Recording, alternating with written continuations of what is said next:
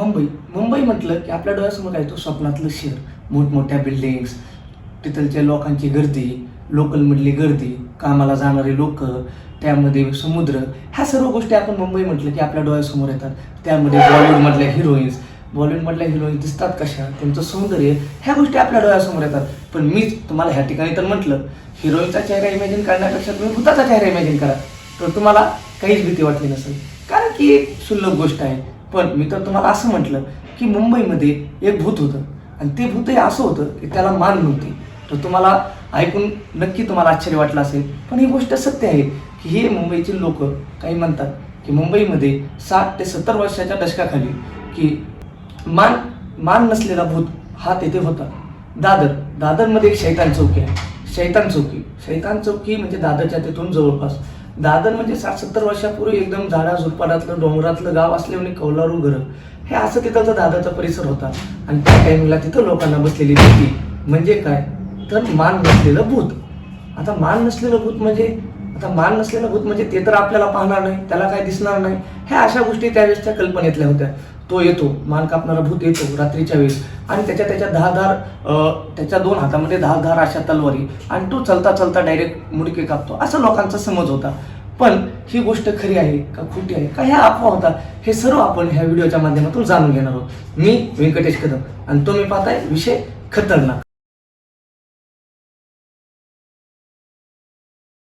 आता मुंबईमध्ये मुंडका नसलेला भूत हे ऐकणं आपल्यासाठी किंवा सर्वांसाठी नवलच आहे. कारण की भूत म्हटलं तर कोकण पट्टा, मराठवाड्यातील काही खेडेगावं असे आपण मित्रांमध्ये ऐकलेल्या गोष्टी, तिथं भूत तंबाखू मागतो, चुना नाही दिला तर मारून टाकतो, ह्या आपल्या कल्पनेतल्या गोष्टी.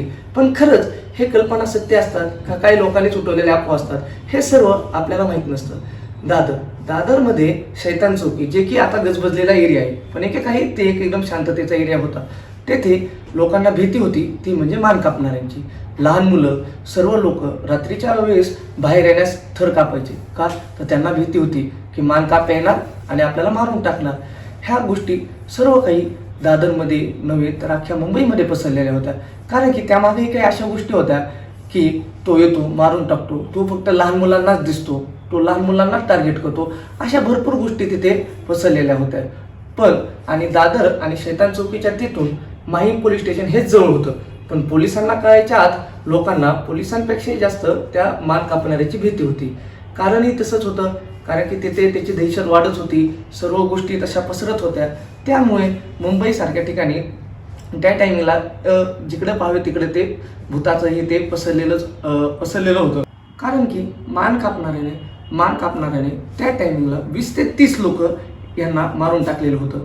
पण हा खरंच मान काप्या होता का ह्याच्या मागे काही षडयंत्र होतं का, ह्या अफवा होत्या? तर ह्या अफवा होत्या. कारण की ह्या मागच्या 3 गोष्टी आहेत. पहिली गोष्ट म्हणजे बिअरमॅन, स्टोनमॅन आणि राजा राघवन हे मुंबईतील गाजलेले सायको किलर, सिरियल किलर हे होते. कारण की ज्यावेळेस ते खून करायचे त्यावेळेस मानकाप्याची गोष्ट ही जास्त लोकांच्या कानावर यायची. कारण जिथे खून व्हायचा तिथे हे सिरियल किलर हे मानकाप्याची ही गोष्ट बनवायची. आणि त्यामागं आणखीन दुसरं कारण एक होतं की गुन्हेगारी क्षेत्रातले काही लोक दादरची शैतान चौकीच्या तिथे ते माउंटेन ब्रिज असेल किंवा ठाण्यातील जनकपुरा ब्रिज असेल, हे त्यांचे अड्डे होते. तर तिथे पोलीस येऊ नये, तिथे येऊ नये ह्यासाठी गुन्हेगारांनी पसरवलेली ही अफवा. आणि तिसरी गोष्ट म्हणजे हॉलिवूड पिक्चरमध्ये असलेला गोस्ट विथ नॉट हेड, म्हणजे की गोष्ट म्हणजे बिना मुंडक्याचं भूत, हे हॉलिवूडमधला एक लोककथा, आणि हॉलिवूडमध्ये त्याच्यावर पिक्चरही निघालेला आहे.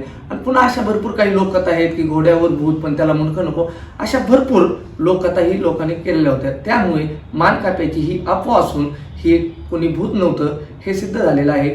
आणि ह्या मागचं कारणही तसंच आहे की कारण की त्यावेळेस त्या अफवा उठलेल्या आहे, सर्व गोष्टी आपण पाहिलेल्या आहेत. आणि तुम्हाला ह्याविषयी काय वाटतं हे आम्हाला तुम्ही कमेंटद्वारे नक्की कळवा. कारण तुम्हाला व्हिडिओ आवडला असेल तर व्हिडिओला लाईक करा आणि चॅनलला सबस्क्राईब करा. धन्यवाद.